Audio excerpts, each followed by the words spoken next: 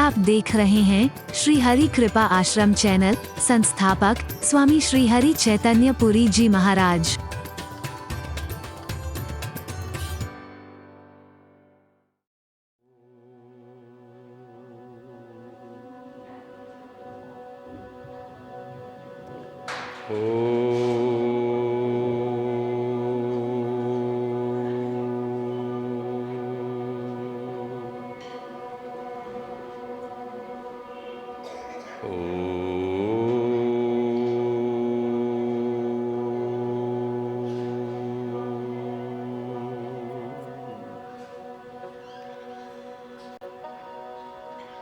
त्वमेव माता च पिता त्वमेव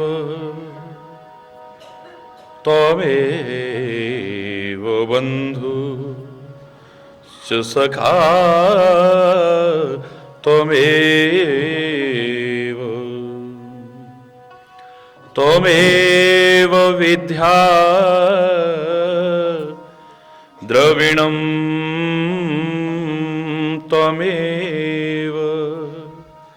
त्वमेव सर्वं मम देव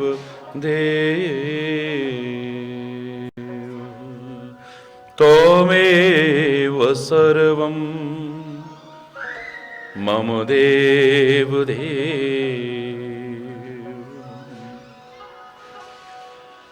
सर्वे भवन्तु सुखिनः सर्वे सन्तु निरामयाः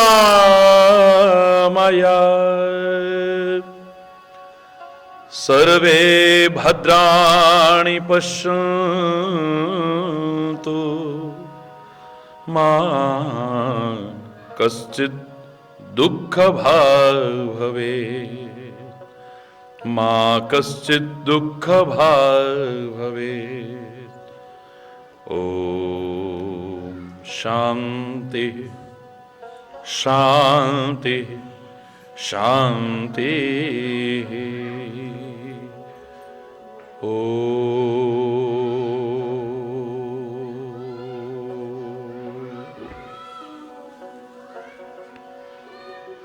चैतन्य शाश्वतं शान्तं व्योमातीतं निरञ्जनं नादबिन्दुकलातीतं तस्मै श्री गुरुवे नमः तस्मै श्री गुरुवे नमः। शांति शांति शांति। ओ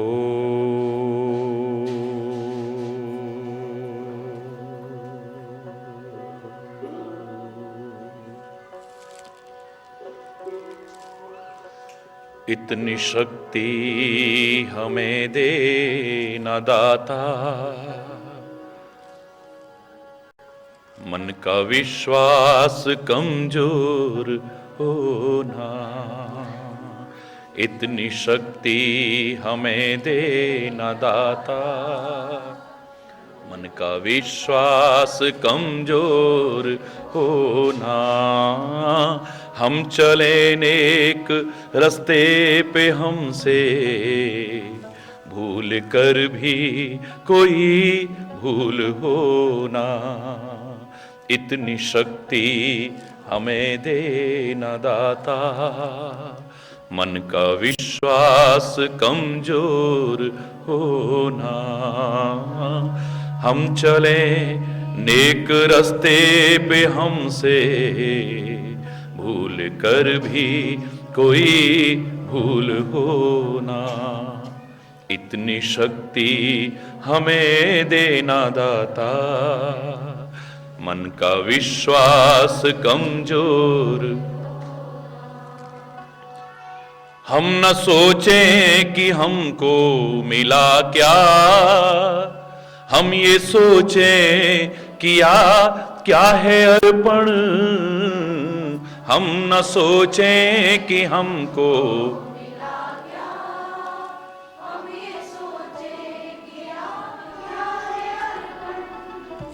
फूल खुशियों के बांटे सभी को, सबका जीवन ही बन जाए मधुबन।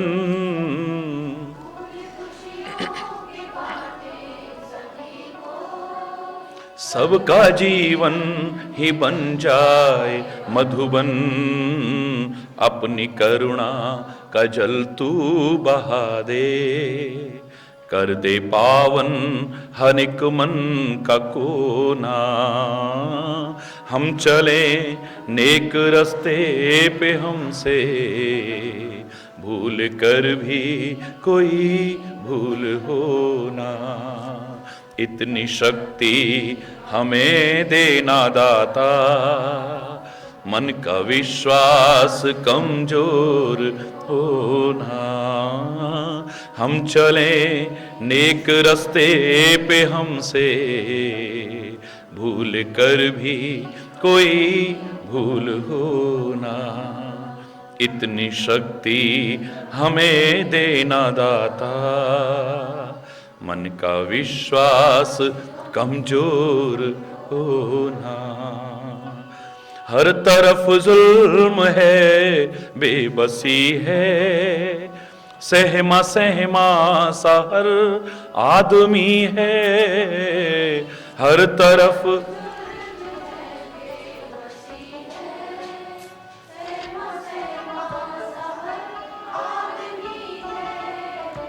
पाप का बोझ बढ़ता ही जाए, जाने कैसे ये धरती थमी है। पाप का बोझ बढ़ता ही जाए, जाने कैसे ये धरती थमी है। बोझ ममता का अगर तू उठा ले, तेरी रचना का भी अंत होना। हम चले नेक रस्ते पे हमसे भूल कर भी कोई भूल होना, इतनी शक्ति हमें देना दाता, मन का विश्वास कमजोर होना। दूर अज्ञान के हो अंधेरे, तू हमें ज्ञान की रोशनी दे। दूर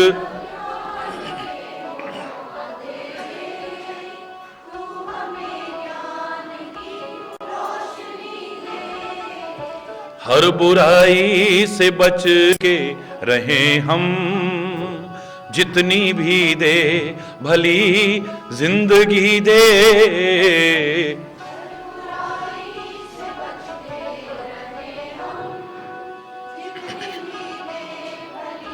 जिंदगी दे, वैर होना किसी का किसी से, भावना मन में बदले की होना। हम चले नेक रस्ते पे हमसे भूल कर भी कोई भूल होना, इतनी शक्ति हमें देना दाता, मन का विश्वास कमजोर होना। मन का विश्वास कमजोर होना, मन का विश्वास कमजोर होना।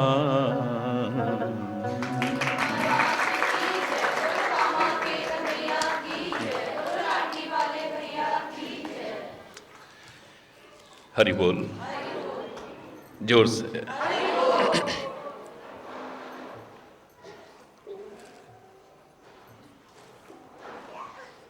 सौभाग्यशाली हैं हम, उस परमपिता परमात्मा की असीम अनुकंपा से आकस्मिक ये क्षण मिल रहे हैं।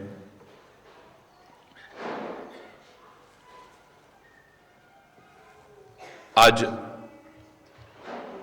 हर ओर दुख है, अशांति है, कलह कलेश है, वैर विरोध है, मनमुटाव है, ईर्ष्या है, द्वेष है, रोग हैं, शोक हैं, भय है, असुरक्षा की भावना है।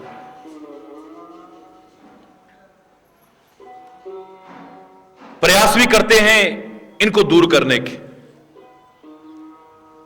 उपाय भी करते हैं इन सबको दूर करने के, लेकिन उसके बावजूद अधिकांश लोगों को सफलता नहीं मिल पा रही है।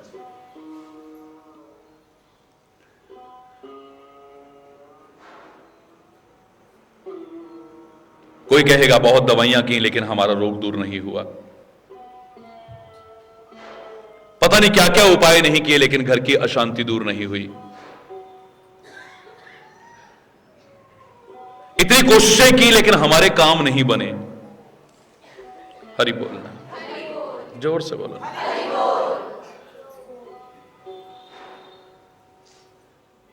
कलह कलेश दूर नहीं हुआ महाराज जी। हालांकि इतना मैं दावे से कह रहा हूं कि जो पूर्ण श्रद्धा और विश्वास रखते हैं, पहली बार आने पर उन्होंने जरूर कहा था लेकिन अगली बार उनको यह सब कहने की आवश्यकता नहीं पड़ती। लेकिन समाज में ऐसी दशा है, नकारा नहीं जा सकता है। हरि बोल। लाख उपाय करके भी जो चाहते थे वो मिल नहीं पा रहा है।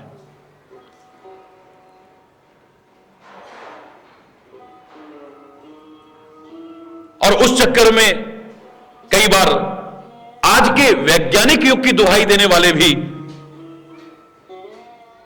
ढोंग, पाखंड और अंधविश्वास की चौखटों पर भी नाक रगड़ने में संकोच नहीं करते हैं। किसी ने कह दिया तुम्हारे ग्रह खराब हैं तो उस उपाय में लगे हुए हैं। किसी ने कहा तुम्हारा वास्तु दोष है, दीवारें तोड़ने में लगे हैं, खिड़कियां तोड़ने में लगे हैं, दरवाजे तोड़ने में लगे हैं, मंदिर की दिशा बदलने में लगे हैं, ये करने में लगे हैं, वो करने में लगे हैं। वहां से लाभ नहीं मिला तो फिर कोई और द्वारा बदल देते हैं, जगह बदल रहे हैं, खिड़कियां, दरवाजे, मंदिर का द्वार, रसोई, ये सब बदल रहे हैं। रोज रोज रोज नग और अंगूठियां बदल रहे हैं। लेकिन जब तक अपने आप को न बदला तब तक कुछ बदलने वाला नहीं है। मैं दावे से कह रहा हूं, जब तक अपनी सोच जो अगर गलत है न बदली, अपने कर्मों का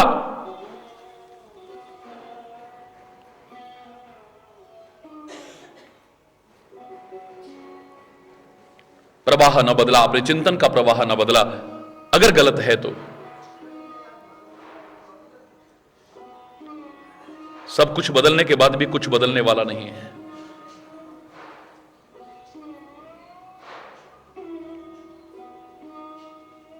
हम उपाय करते हैं लेकिन कारण खोजने की कोशिश नहीं करते कि आखिर इन सब का कारण क्या है। हमारे रोग का, हमारे शोक का, हमारे भय का, हमारे कामों में रुकावट का, हमारी असुरक्षा की भावना का, हमारी कला कलेश और अशांति का, इन सब के कारण क्या है आखिर? काश कारण खोजे होते और उन कारणों को दूर करने की कोशिश की होती। मैं दावे से कह रहा हूं उसके बाद आप जो उपाय करते वो सफल होता, आपका उपाय कभी निष्फल न जाता। किसी भी क्षेत्र में देख लीजिए, हम कारण नहीं खोजते हैं, उन कारणों को दूर करने की कोशिश नहीं करते हैं। लाख उपाय करते रहें, सफलता नहीं मिलेगी। हरि बोलना। दुनिया के बड़े से बड़े डॉक्टर का इलाज कराया लेकिन हमारा गला खराब रहता है अभी भी। क्यों? इतने बड़े बड़े डॉक्टरों का इलाज कराया, इतनी अच्छी से अच्छी दवाइयां खाई तुमने, डॉक्टर ने कोई परहेज तो नहीं बताया था? हां, उसने कहा था खटाई मत लेना, चिकनाई मत लेना, तला हुआ मत लेना, पर हम इसके बिना रह नहीं सकते हैं।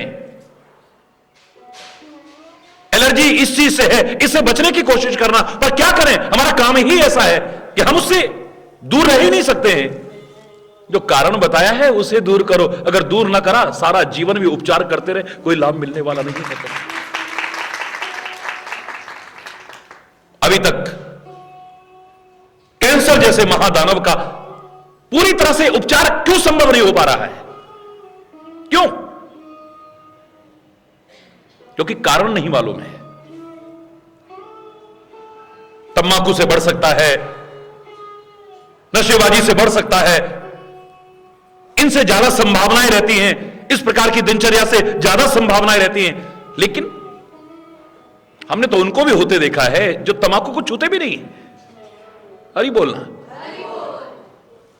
जिन चीजों से बढ़ने की संभावना है उनसे तो बचना ही। मेरे शब्दों का अर्थ गलत मत लगाना, उनसे तो बचने की कोशिश करना ही, क्योंकि संभावनाएं ज्यादा बढ़ जाएंगी। वरना इन सब से जो बचने की कोशिश करते हैं उनमें भी कैंसर देखने को मिलता है। मूल कारण क्या है इसका? लाख इलाज किए, कितनी थेरेपी की है, परमानेंट क्योर नहीं हो पा रहा। दबाव आता है, दबता है थोड़ा, फिर उभर जाता है। पूरी तरह से इससे बच नहीं पा रहे अभी भी समाज के लोग। कितने लोगों की जानें चली जाती हैं इसके कारण। क्या कारण है?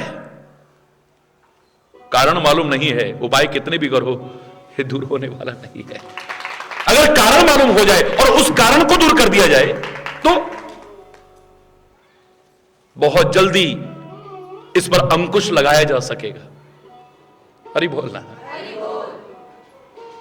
हम कारण नहीं खोजते हैं अपने रोग का, अपने शोक का, अपने भय का, अपनी असुरक्षा की भावना का, अपने कामों की रुकावट का, अपने अशांति का, कलह कलेश का, वैर विरोध का। इन सब का कारण नहीं खोज रहे हैं। बहुत पुरानी बात है, उस जमाने की बात है जब जूतों का प्रचलन नहीं चला था। चप्पल और जूते लोग पहना नहीं करते थे, नंगे पैर चला करते थे।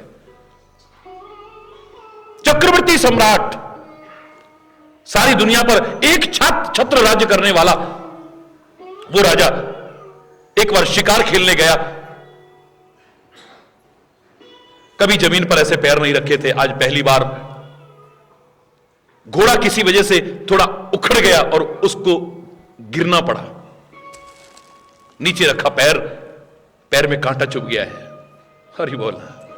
चक्रवर्ती सम्राट के पैर में कांटा, हाहाकार मच गया है। कांटे में क्या दर्द होता है, जब कांटा चुभता है तो पता चलता है ना। जाके पांव न फटी बिवाई, सोखा जाने पीर पराई। आज पहली बार इसके कांटा चुभा है।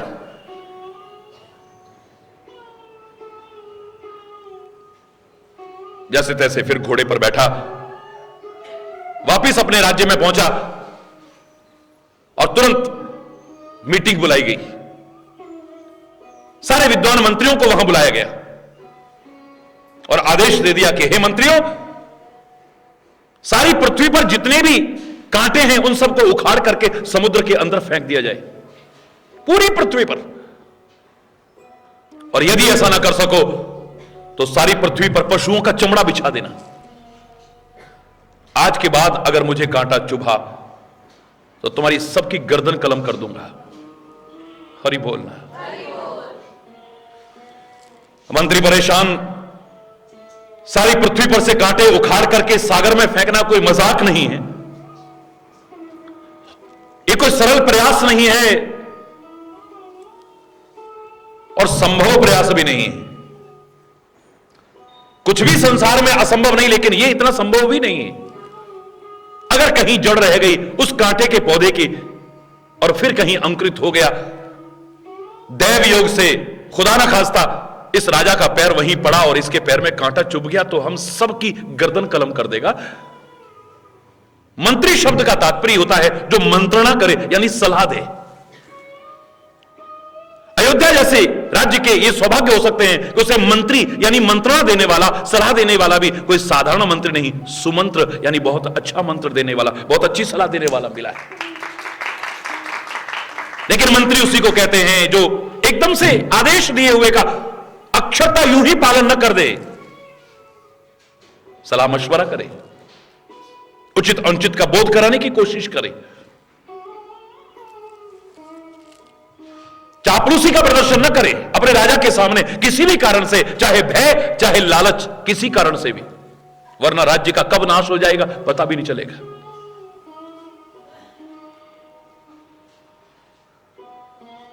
मंत्रियों ने सलाह की, महाराज ने तो आदेश दे दिया लेकिन यह संभव नहीं हो पाएगा। अगर सारी पृथ्वी पर पशुओं का चमड़ा बिछाया गया तो मकान कहां बनेंगे, खेती कहां होगी,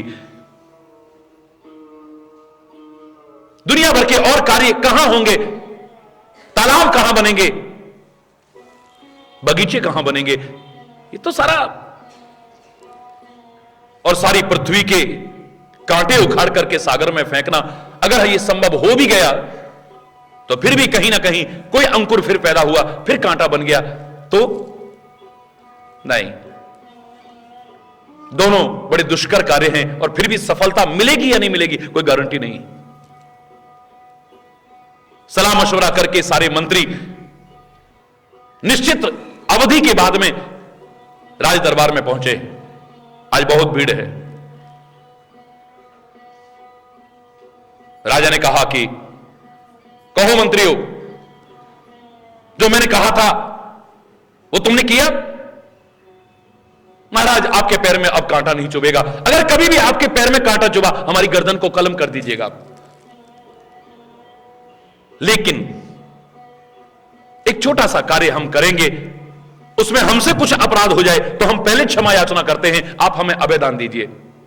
यह हमारी गारंटी है, आपके पैर में कभी भी कांटा नहीं लगेगा। क्या तुमने सारी पृथ्वी के कांटे उखाड़ करके समुद्र में फेंक दिए हैं? नहीं महाराज। क्या सारी पृथ्वी पर पशुओं का चमड़ा बिछा दिया है? नहीं महाराज। फिर तुम कैसे कहते हो कि कांटा नहीं लगेगा? बोले महाराज हमने पहले ही कहा है कि अभयदान देते हुए जो हम करना चाहते हैं वो करने की आज्ञा प्रदान की जाए। चलो क्षमा किया, क्या चाहते हो? नजदीक एक मंत्री आया, कहने लगा महाराज अपने चरण जरा आगे कीजिए। सिंहासन पर बैठे हुए महाराज ने अपने चरण आगे किए और उसने अपने वस्त्रों में छुपाए हुए चमड़े के 2 छोटे छोटे टुकड़े निकाले, साथ में छोटी छोटी 2 रस्सियां निकाली। महाराज अपराध क्षमा हो, मैं ये करने की कोशिश कर रहा हूं।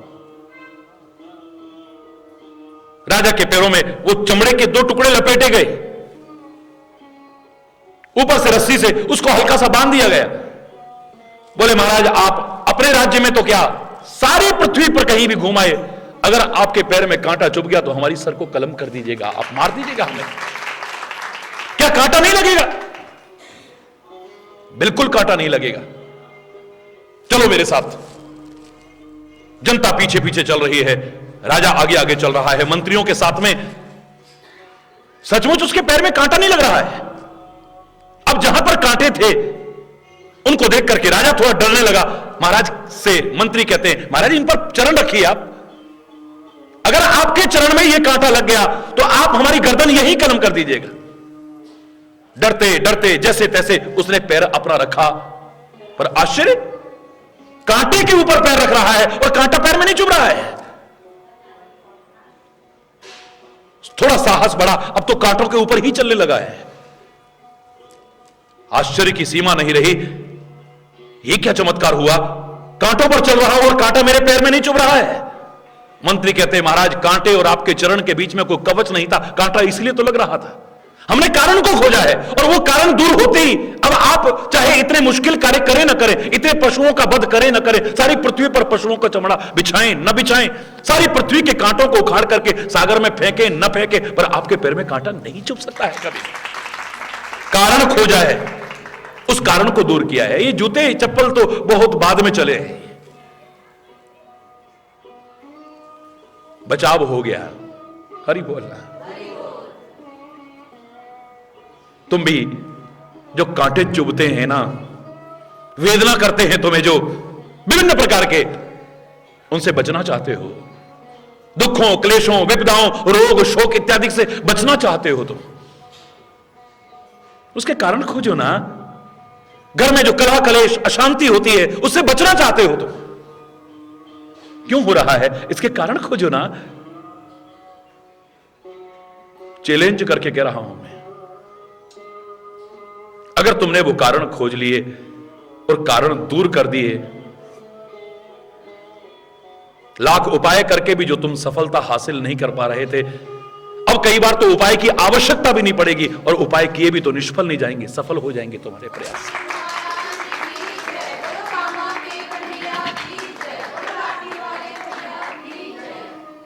एक व्यक्ति के पास ईश्वर की कृपा से बहुत धन था। मन में आया कि बहुत अच्छे शहर में कोई आलीशान बंगला लेता हूं, अपनी मर्जी से बनवाऊंगा, ढंग से।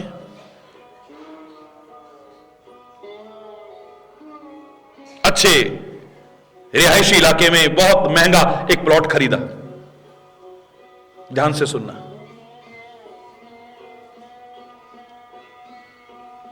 ठेकेदार को बुलाया, अपनी सारी रिक्वायरमेंट्स बताई, इस तरह से, इस तरह से, इस तरह से, ये बनाना, ये करना, वो करना, ये करना, बोला ना करना।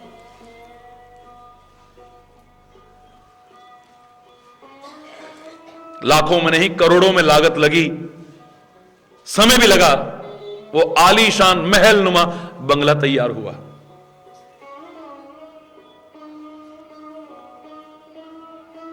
ड्राइंग रूम में अपनी पसंद की नक्काशी की हुई, उसने खुद नक्शा बना के दिया कि ऐसी एक मेज लगाई जाए। बड़े ध्यान से सुनना, सुन रहे हो ध्यान से, लेकिन ये कहीं चूक ना जाए।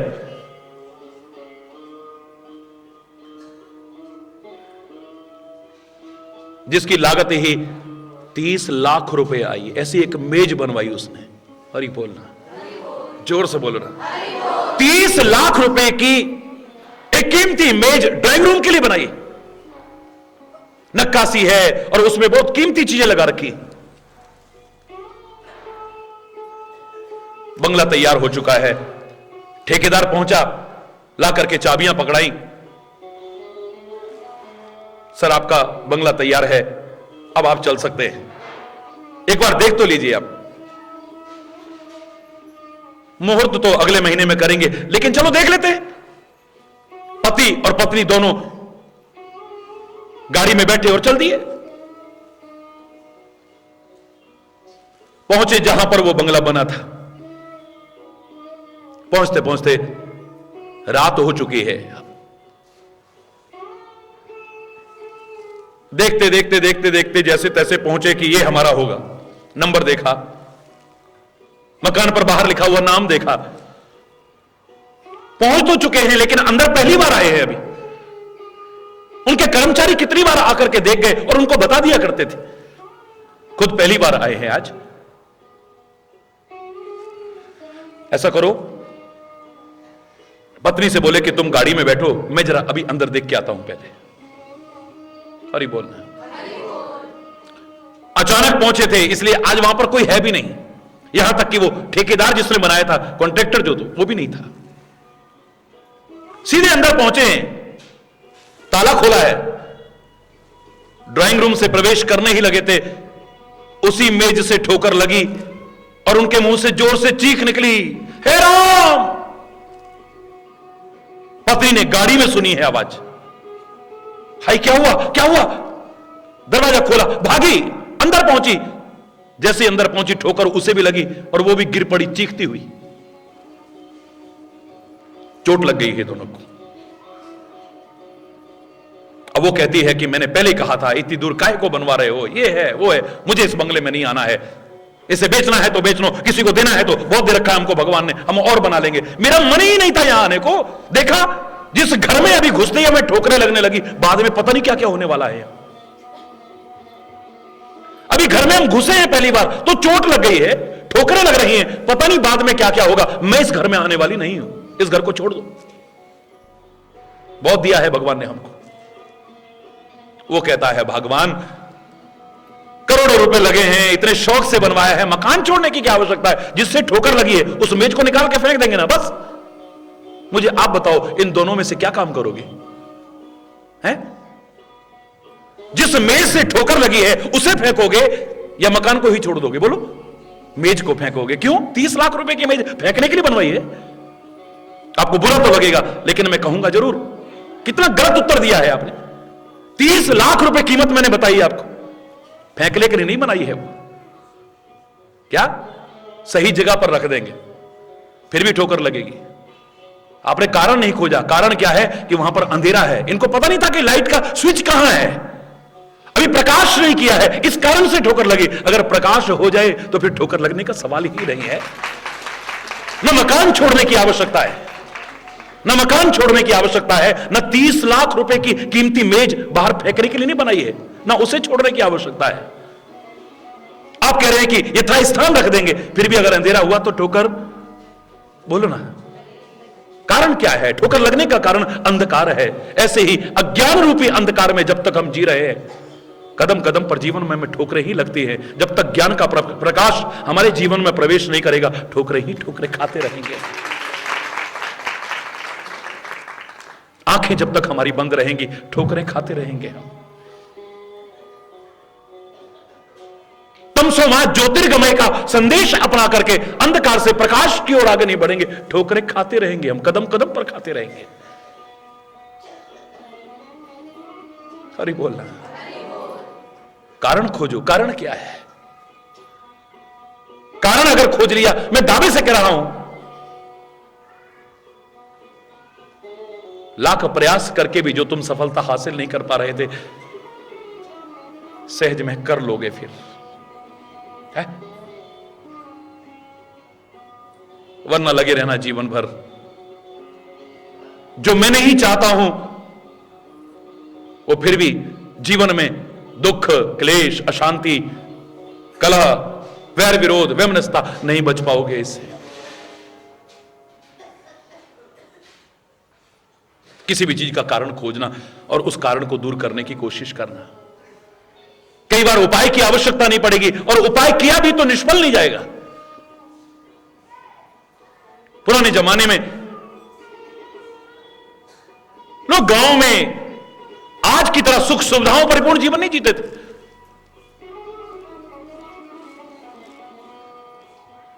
झोंपड़ियों में रहते थे, गोबर से लीपते थे।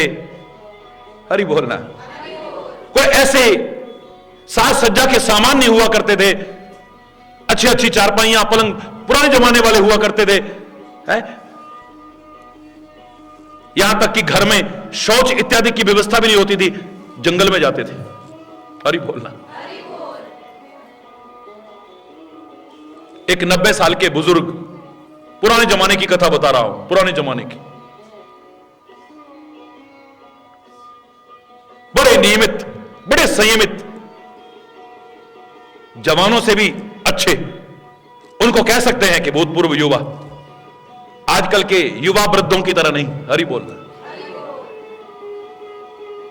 जवान भी आज बुजुर्ग जैसे लगते हैं। कई बार 2 घंटे मेहनत करने को कहा जाए तो फिर हरि बोल, जोर से बोलो ना, है? 90 वर्ष की अवस्था में भी बड़े सक्रिय, चुस्त दुरुस्त अपना काम खुद करते थे, किसी के आश्रित रहने की कोशिश नहीं करते थे, सेवा करने का भाव रखते थे, सेवा कराने का भाव नहीं रखते थे। कई बुजुर्ग बड़े खुश, हमारी तो बहू ऐसी आई है कि हमको तो हाथ भी नहीं लगाने देती, 4 पाई से नीचे भी नहीं उतरने देती हमको। हरि बोलना, जोर से बोलो ना, उतरने देती नीचे। बच्चों से तो मैं कहता हूं बुजुर्गों की सेवा करना, लेकिन बड़ों से कहूं सेवा करने का भाव रखना, सेवा कराने का नहीं, वरना निकम्मे हो जाओगे, निठल्ले हो जाओगे, ये शरीर बेकार हो जाएगा तुम्हारा। जहां तक हो सके अपना काम खुद करने की कोशिश करो। अपने शरीर को चलता फिरता रखना, जंग लग गया तो फिर हरि बोल। खुद विचारशील हो, समझने की कोशिश करना इसे। सारा काम अपना खुद किया करते थे। प्रातःकाल अपने आप उठना, चारपाई के नीचे ही रात को भर के रखते थे लोटा, उसको उठाना और जंगल की ओर चले जाना, घूमना गामना, जंगल इत्यादि गए, फिर वहीं पर नहाए धोए, वहीं पर नीम का दातुन तोड़ा करा, ऐसे। अभी तक दांत उनके सही थे बिल्कुल। हरि बोल। अब तो जवान भी नकली लगा लेते हैं। हरि बोल। जवानी की उम्र में ही क्या दशा हो रही है सबको मालूम है। अधिकांश जगहों पर यह देखने को मिलता है। और किसी ने कहा तेरी बत्ती सी तोड़ दूंगा, बोले तोड़ मत, ले ऐसे निकाल के देता। हरि बोल। तोड़ने की जरूरत नहीं पड़ेगी। हरि बोल। बड़ा अच्छा जीवन जी रहे थे, नियमित दिनचर्या थी, संतुलित दिनचर्या थी, खान पान शुद्ध था, सात्विक था, संयमित था, संतुलित था, शारीरिक श्रम करते थे, इसलिए स्वस्थ थे।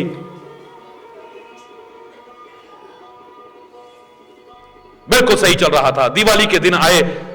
पुराने जमाने में लोग गेरू से और सफेदी से ऐसे चित्र बनाया करते थे दीवारों पर, गोबर से लिपी दीवारों पर। बुजुर्गों को मालूम होगा, नहीं मालूम है ना? वो गेरू से और उससे चित्र बनाया करते थे। बच्चों ने बड़े सुंदर सुंदर चित्र बनाने शुरू किए। शाम का समय हो गया, काम बंद हो गया, बस वहीं पर जिस लोटे में गेरू घोला था वहीं पर छोड़ा और अपना और काम में लग गए। आज प्रातःकाल वो बुजुर्ग जब उठे, उठ करके हल्के अंधेरे में ही जंगल में गए। जंगल से जब वापस लौटने लगे, हल्का हल्का प्रकाश हो चुका था, तो उन्होंने क्या देखा? जहां पर वो शौच गए थे वहां पर लाल ही लाल हुआ पड़ा। उन्हें लगा कि मेरे शरीर से बहुत खून निकल गया है। हरि बोल। मेरे शरीर से बहुत सारा खून निकल गया। हाँ, अब तो मैं जिंदा रहूंगा ही नहीं। हाँ, पता नहीं क्या होने वाला, लगता है मेरा अंतिम टाइम करीब है। हरे हरे हरि बोल, हरि बोल, जोर से बोलो ना। जो यूं रहते थे अब ऐसे कर रहे, बिल्कुल आकर के ढंग से अपनी दिनचर्या भी पूरी नहीं की और चारपाई पर गिर पड़े। सब बोले दादाजी तो आकर के पूजा करते थे, पाठ करते थे, ये करते थे, वो करते थे, आज तो बिल्कुल। क्या हुआ दादाजी? बोले बेटा अब मैं बचने वाला नहीं बचने वाला। अब देखो, तुम्हें जो पूछना है पूछ लो, जो कहना है कह लो बेटा, जो लेना है ले लो, अब मैं नहीं बचने वाला हूं, बस मेरा आखिरी टाइम। ऐसा हुआ क्या दादाजी? रात को तो आप बिल्कुल ठीक थे। बोले बेटा मेरे शरीर से इतना खून निकल गया है, निचुड़ गया हूं मैं, अब मैं बचने वाला नहीं हूं सब। अरे दादाजी घबराते क्यों हो? वैद्य को बुलाया, वैद्य ने कोशिश की, देखा सब कुछ सही है, मामला तो बिल्कुल ठीक है, पर ये चलो हो सकता है शरीर से खून निकल गया। उन्हें कोई दवाइयां ववाइयां दी, लेकिन रोग हो तो ठीक हो। और ही बोलना, बहम का कोई इलाज है क्या? जोर से बोलो ना। बहम का इलाज तो लुकमान वैद्य के पास भी नहीं था। मन में आ गया कि इतना खून निकल चुका है, मैं बचूंगा नहीं, मैं बचूंगा नहीं, अब मैं ठीक होने वाला नहीं। आज का मेडिकल साइंस भी कहता है, आज का मेडिकल साइंस भी, अगर बीमारी में भी आपकी सोच पॉजिटिव बनी हुई है, नहीं नहीं मैं ठीक हो जाऊंगा, नहीं नहीं मैं ठीक हो जाऊंगा, तो आपके ठीक होने की संभावना उतनी बढ़ जाएंगी इलाज के साथ साथ। और अगर आपके मन में ही ये आ रहा है, बार बार मंत्र की तरह दोहराया जा रहा है कि अब मैं ठीक होने वाला नहीं हूं, अब मैं ठीक होने वाला नहीं हूं, तो लाख इलाज करते रहना, आपके ठीक होने की संभावना उतनी कम होती चली जाएगी। सोच का भी बहुत फर्क पड़ता है। ये पॉजिटिव और नेगेटिव थिंकिंग जो है, इसमें भी एक महत्वपूर्ण भूमिका अदा करती। अब मैं ठीक होने वाला ही नहीं हूं, अब मैं नहीं बचूंगा, अब मैं नहीं बचूंगा, बस डॉक्टर इलाज कर गया, वैद्य कर गया, लेकिन फर्क कहां पड़ता। और भी जितना इलाज होता रहा, जो जो दवा की मर्ज बढ़ता रहा। हरि बोल ना। क्योंकि इतना इलाज होने के बाद ठीक ना, इसका मतलब मैं ठीक होने वाला नहीं हूं। किसी ने कहा कोई भूत प्रेत ना लग गया हो, वो झाड़ पूंछ वाले को बुला लिया। हरि बोल। वो ढोंगी पाखंडी को बुलाया, वो झाड़ पूंछ करता रहा, लेकिन फिर भी ठीक नहीं। पंडित जी आए, उन्हें कि ग्रह खराब चल रहे हैं, थोड़ा ऐसा है, ये महादशा चल रही है ऐसी, इसका अगर उपचार करा लो, तो वो भी करा लिया, लेकिन dot dot dot dot dot. Hari बोल। कोई फर्क नहीं पड़ा, सारे उपचार करके हार गए हैं। अभी इतनी देर में ही छोटे छोटे बच्चे वही आए जो चित्र बना रहे थे, हमारा गेरू का लोटा कहां गया, हमारा गेरू का लोटा कहां गया। दादाजी कह रहे हैं कि भैया ऐसा करो, सारा जीवन कमा कमा के तुमको दिया मैंने, अब मेरा अंतिम समय करीब आ गया है, तुम देख रहे हो वैद्य भी ठीक नहीं कर पाया, डॉक्टर ठीक नहीं कर पाया, ज्योतिषी ठीक नहीं कर पाया, झाड़ पूछ वाला ठीक नहीं कर पाया, कोई भी तो ठीक नहीं कर पा रहा है, जंतर मंतर तंत्र सब कर लिए हैं, अब मेरा आखिरी टाइम आ गया। भैया ऐसा करो, कम से कम एक गाय तो मेरे हाथ से दान करा दो। जाओ भाई जाओ, गाय लेकर के आओ और पंडित जी को बुला लाओ। ये अभी चल ही रहा था कि अचानक बच्चों ने शोर किया। सब बोले बच्चों शांत हो जाओ, घर में क्या हालत हुई पड़ी है, और तुम शोर। नहीं, हमारा गेरू का लोटा यहां नहीं है। क्या? ये चित्र बनाते बनाते गेरू का लोटा हम यहां रख गए थे, यहां पर तो गेरू का लोटा नहीं। दादाजी बोले गेरू का लोटा कहां रख गए थे? आपकी चारपाई के नीचे।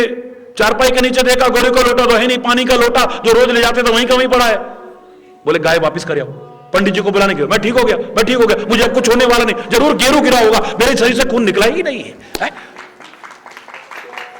एक सेकंड कोई इलाज करने की जरूरत नहीं पड़ी। वास्तव में जाकर के देखा, वहां तो गेरू ही गेरू था,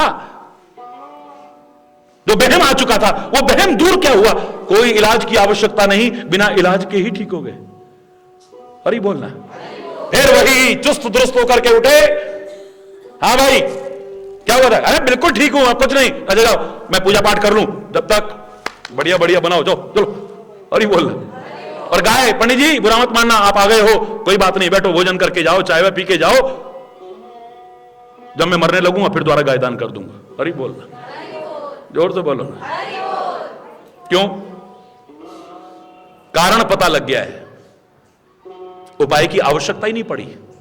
लाख उपाय करके जो हासिल नहीं हो पा रहा था, अब बिना उपाय के ठीक हो गए। कई बार उपाय की भी आवश्यकता नहीं पड़ेगी, और उपाय की आवश्यकता पड़ी भी तो जो अगर तुम ठीक से उपाय करोगे, मैं दावे से कह रहा हूं, निष्फल नहीं होगा, सफल हो जाएगा। कोई भी चीज हो, कोई भी कारण खोजने की कोशिश करना। तुम्हारी भाई भाई की आपस में नहीं बन रही है, कारण खोजो। क्यों रहा है हमारे बीच में टकराव? हमारे संबंधों की मधुरता क्यों खत्म हो रही है? हमारे बीच में दरार कहां से आई है? मां बाप और बच्चों के बीच अगर ऐसा हो रहा है तो कारण खोजो। पति पत्नी के लिए एक दूसरे के प्रति हो रहा है तो कारण खोजो उसे। तुम्हारी दोस्ती टूटती जा रही है, कारण खोजो ना इसके। घर में रात दिन कला कलेश होती है, अशांति होती है, कारण खोजो ना उसके। अव्यवहारिक और अवैज्ञानिक उपाय करके सफलता मिलेगी, इस भ्रम में मत रहना। याद करो, मैंने हमेशा कहा है और अभी भी प्रारंभ में कहा है, रोज नग बदलते हो, खिड़कियां दरवाजे बदलते हो, मंदिर की दिशा बदलते हो, रसोई घर का सारा कुछ बदलते हो, पानी की टंकी बदलते हो, ये बदलते हो, वो रोज ज्योतिषी बदलते हो, रोज द्वारे बदलते हो, वहां से कुछ नहीं मिला तो वहां चले जाओ, वहां से कुछ नहीं मिला वहां चले जाओ, वहां से कुछ नहीं मिला तो वहां चले जाओ। सब कुछ बदलते रहना कुछ बदलने वाला नहीं। अगर अपने आप को बदलने की कोशिश न की तो कुछ बदलने वाला नहीं।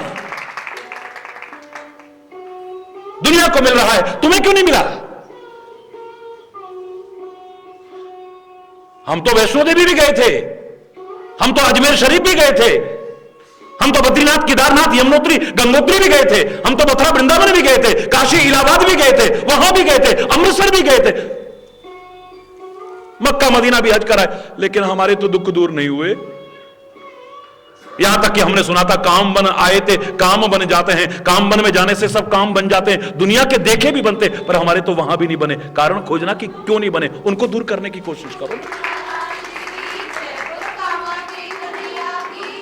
परमात्मा फल नहीं देता है, परमात्मा फल नहीं देता है, गुरु फल नहीं देता है, संत फल नहीं देता है, देवी देवता फल नहीं देते हैं, कोई तीर्थ फल नहीं देता है। फल देता है हमारा विश्वास। एक भी जगह पर कहीं पर भी टिक गया है, हमें वहां से सब कुछ मिल जाएगा। और विश्वास और सच्ची श्रद्धा नहीं है, दुनिया में कहीं भटकते रहना, तुम्हें कुछ मिलने वाला नहीं है। कहीं पर भी टिका लो, कहीं पर भी, एक जगह पर। सबका सम्मान करना, किसी का निरादर मत करना, लेकिन अगर तुम्हारी सच्ची श्रद्धा, सच्चा विश्वास कहीं पर भी है, कहीं जाने की आवश्यकता नहीं, तुम्हें वहां से सब कुछ मिल जाएगा। तुम्हारी झोली खाली नहीं रहेगी फिर, वरना भटकते रहना दुनिया में, कुछ भी हाथ आने वाला नहीं है। अगर हम कहें कि अमरनाथ जी जाकर के ये मिलता है, तो आज लोग, तार्किक दृष्टि रखने वाले लोग, हालांकि भक्ति भाव प्रधान है, तर्क प्रधान नहीं, वो कहेंगे फिर वहां पर ही लोग सुखी क्यों नहीं है सारे? आए दिन आतंकवाद के कारण कितने लोगों को जान धोनी पड़ती, जान से हाथ धोना पड़ता है, वहां के लोगों का रोजगार ठप पड़ा हुआ है। वो तो अमरनाथ जी की तलहटी में रहते हैं, वहीं पर रहते हैं। वैष्णो देवी जाकर के सब कुछ मिलता है, तो कोई कहेगा क्या कटरा और जम्मू में या खुद वैष्णो देवी के पास रहने वाले सारे सुखी हैं? बोलो ना, जोर से बोलो ना। क्या वहां पर कोई मरता नहीं? क्या वहां पर कोई बीमार नहीं होता? क्या अपने बेटे और बेटी के लिए वहां पर कोई परेशान नहीं है? अजमेर शरीफ में क्या सारे सुखी हैं? कामबन में क्या सारे सुखी हैं? मथुरा वृंदावन में, बद्रीनाथ, केदारनाथ, यमुनोत्री, गंगोत्री में क्या सारे सुखी हैं?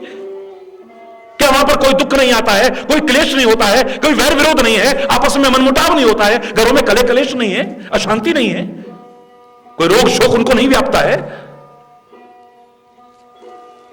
यह बहस का विषय तो नहीं है मेरे प्यारे बच्चों, मेरे प्यारे भाइयों, मेरी प्यारी बहनों।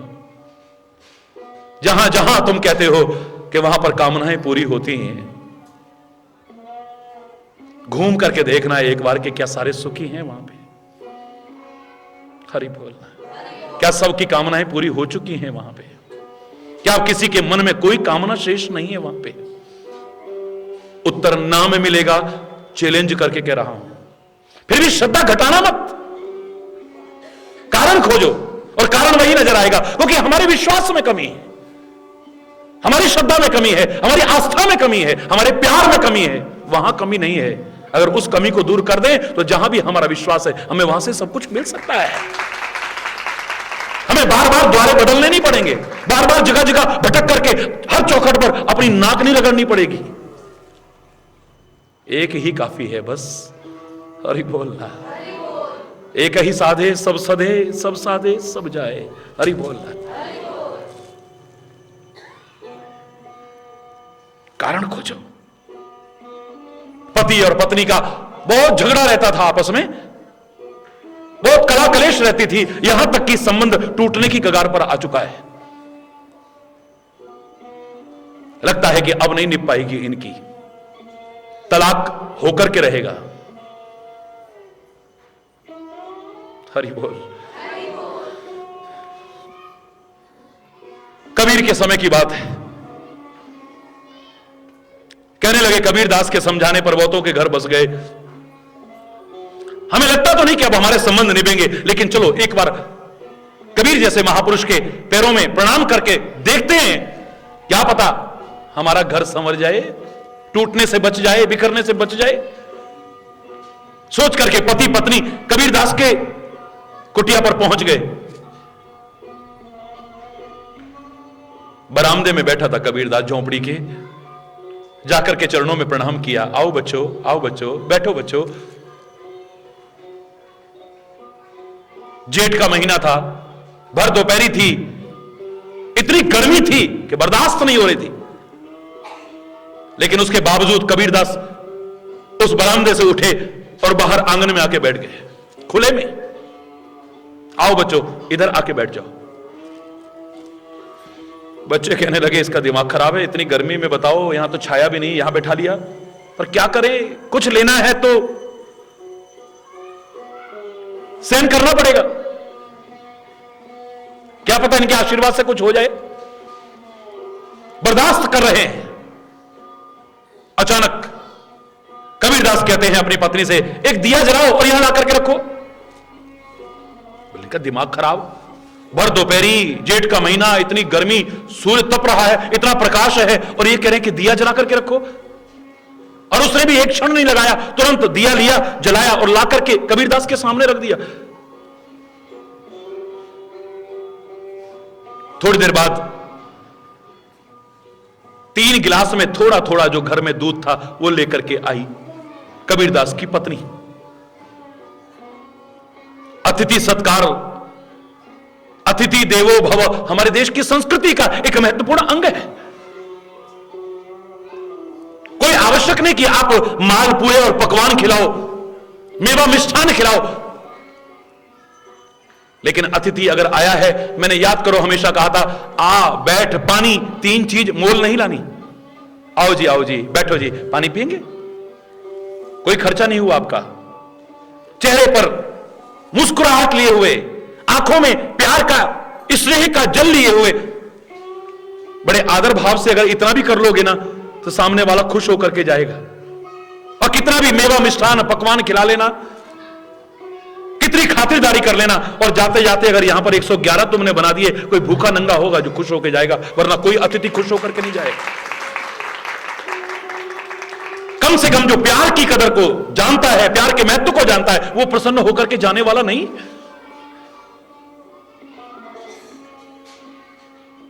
घर में कुछ और नहीं था, थोड़ा दूध था। कबीरदास ने समझा रखा था, कोई मेहमान आए एक बार अपने खाने में कमी कर लेना, लेकिन मेहमान को थोड़ा थोड़ा सामर्थ्य के अनुसार ही सही जरूर ला करके रखना। उसी नियम का पालन करते हुए कबीरदास की पत्नी थोड़ा थोड़ा दूध डाल करके ले आई। कबीरदास ने जैसे ही पीना शुरू किया, बस एक घूंट भी अंदर नहीं गया था, वापिस बड़े प्रेम से ऐसे ही गिलास रख दिया। लेकिन वो जो दोनों थे पति पत्नी, वो तो थू करते हुए उठ करके वापिस जाने लगे। ये तो खुद पागल हैं, ये हमें क्या समझाएंगे। हम तो सोच करके आए थे कि शायद ये समझाएं तो हमारा परिवार टूटने से, बिखरने से बच जाए, लेकिन ये तो खुद पागल हैं। पहले तो जेठ का महीना इतनी गर्मी में आंगन में लाके हमको बिठा दिया, उसमें भी मूर्खता का प्रदर्शन, पागलपन का प्रदर्शन, भर दोपहरी में इतने प्रकाश में दिया जलवा करके रखा। और अब इनकी पत्नी दूध लाई है। दूध और नमक तो जहर हो जाते हैं, दूध में नमक डाल करके, अरे बोलना। अच्छा भैया कबीरदास, बाय, हम तो चलते हैं यहां से। दिमाग खराब था हमारा, तुम्हारे पास आए हमने सोचा था कुछ समझाओगे और हमारा परिवार टूटने से बच जाएगा, लेकिन तुम इतने पागल, इतने मूर्ख लोग हो। कबीरदास बड़े प्यार से कहता है, बच्चों मैंने तो तुम्हें समझा दिया पर तुम नहीं समझ पाए, ये तुम्हारी मूर्खता है। जाते जाते बच्चे लौटे, मुड़ करके पूछते हैं, क्या समझाया कबीर तूने? अब कबीरदास जी महाराज, नहीं, क्या समझाया तूने? बोले देखो, भर दोपहरी में इतनी गर्मी में मैं आंगन में आके बैठा, मेरी पत्नी ने नहीं कहा कि पागल हो गए हो, कोई पुर्जा ढिल्ला हो गया कि तुम्हारा? अरे बोलना। और उतने पर भी उन्होंने दीपक लाने को कहा तो उसने नहीं कहा, बिल्कुल लगता है अब तो बिल्कुल पागल हो गए हो तुम। अरे इतनी रोशनी में दिया, क्या हो गया है आपको? अरे हमारी आपस में इतनी समझ है, इतनी अंडरस्टैंडिंग है।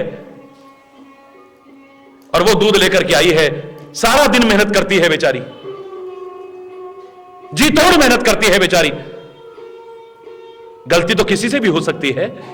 अब चीनी की जगह कभी गलती से नमक डल गया तो मैंने उस पर दोषारोपण करना, कहां ध्यान रहता है तेरा? किसके बारे में सोचती रहती है?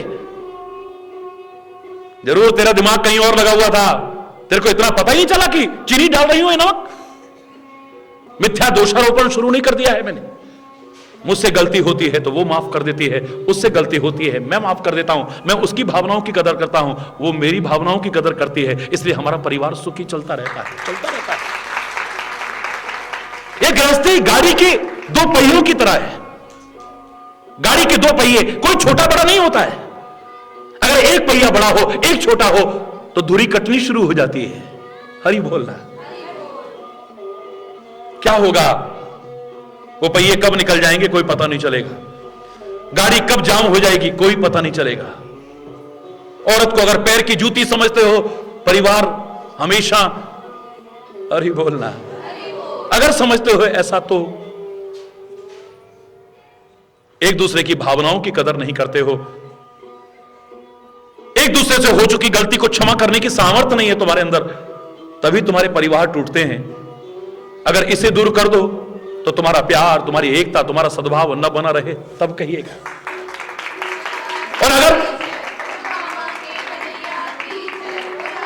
अगर ये ना किया तुमने, अफसोस के साथ कह रहा हूं, फिर चाहे तुम जंतर करा लेना, मंत्र करा लेना, झाड़ पूछ करा लेना, जादू टोने करा लेना, पता नहीं क्या क्या मूर्खतावश करते हो, सब कुछ करा लेना, वास्तु दोष दूर कर लेना, फलाना कर लेना, यह कर लेना, नग पहन लेना, तुम्हारे घर की अशांति, कला कलेश कभी दूर होने वाली नहीं है।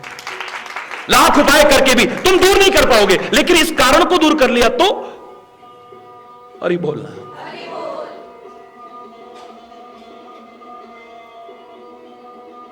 हमारा शरीर बहुत बेकार हो गया है, लगता किसी ने कुछ कर दिया है। हम बहुत बीमार रहने लग गए हैं, अब लगता है किसी ने कुछ खिला दिया है। और ऐसे गली मोहल्लों में भी ढोंगी पाखंडी बैठे हुए हैं, सब कुछ जानने का दावा करने वाले, नहीं तुम्हारी जेठानी ने कुछ कर रखा है, नहीं तुम्हारी दौरानी ने कुछ कर रखा है, नहीं तुम्हारी नंद ने कुछ कर दिया है तुम्हारे पर, वो जो तुम्हारा पड़ोसी है उसने तुम्हें दूध में डाल के कुछ दिया है। और ही बोलना।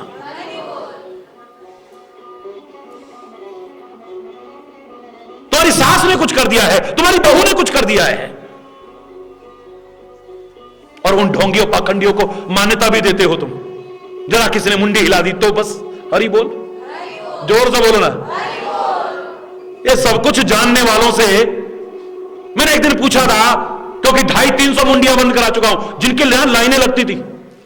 ढोंग, पाखंड और अंधविश्वास न करता हूं और ना उसे बढ़ावा देने की कोशिश करता हूं, उस पर नियंत्रण करने की कोशिश करता हूं हिम्मत से। एक जगह में पहुंचा, वहां पर मैं सब कुछ जानती हूं और ही बोलना। तो मैंने कहा बता लादेन कहां छुपा हुआ है? वो कौन है? वो कौन है? वो है? हाथ नीचे हो गए। सब कुछ जानती है तू, घर में कलाई लड़ाई झगड़ा कराने के लिए। नंद ने ऐसा करा, जिठानी ने ऐसा करा, सास ने ऐसा करा, बहू ने ऐसा करा, पड़ोसी ने ऐसा करा, झगड़ा कराने के लिए तुम जानते हो। अगर तुम सब कुछ जानते हो तो पहले क्यों नहीं बताया गढ़वाल में भूकंप आने वाला है, इतने बजे भूकंप आएगा, सब अपने घरों से बाहर निकलना वरना सारे मर जाओगे। आज तक उस दर्द को हम भूले नहीं, आज तक उस दर्द को भूले नहीं। हमारे अंदर टीस उठती है उस दर्द को याद करके। इतना तुम सब कुछ जानते हो तो बताते ना सुनामी आने वाला है।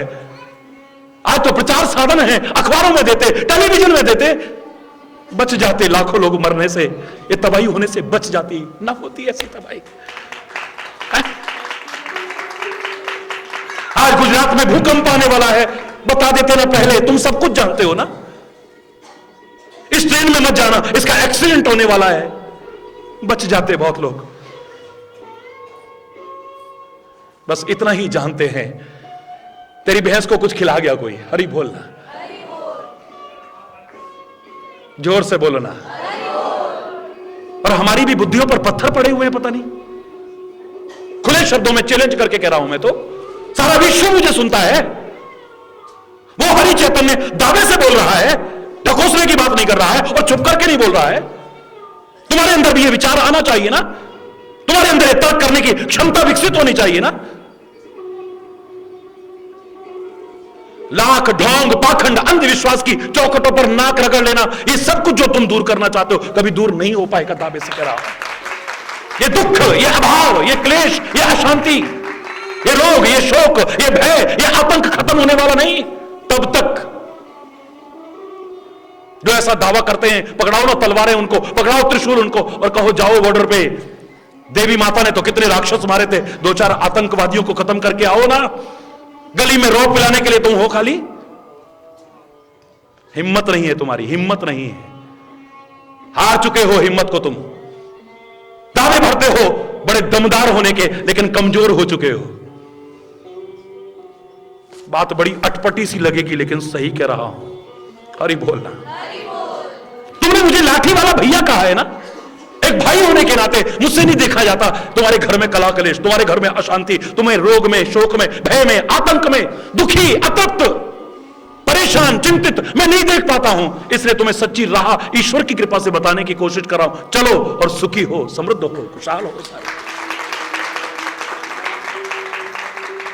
कारण खोजना, यह व्यर्थ के उपचार करने से कुछ होने वाला नहीं है। और सही उपचार भी अगर करते हो, फिर भी तुमने कारण अगर दूर ना किया, लाख कोशिश करके भी, लाख उपाय करके भी सफलता मिलेगी कोई गारंटी नहीं है। इतने प्रामाणिक उदाहरण सुनने के बाद तो समझ में आ जाना चाहिए शायद। बोलो ना जरा जोर से, है नहीं आया समझ में? सारे जोर से बोलो ना। बहुत अच्छी बात है। तुम समझो, औरों को समझाओ और सही राह पर खुद चलो और औरों को चलाओ। मैं दावे से कह रहा हूं, तुम भी सुखी रहोगे और भी सुखी रहेंगे, समृद्ध रहेंगे, खुशहाल रहेंगे। कोई भी चीज हो, हमेशा उसके कारण खोजने की कोशिश करना।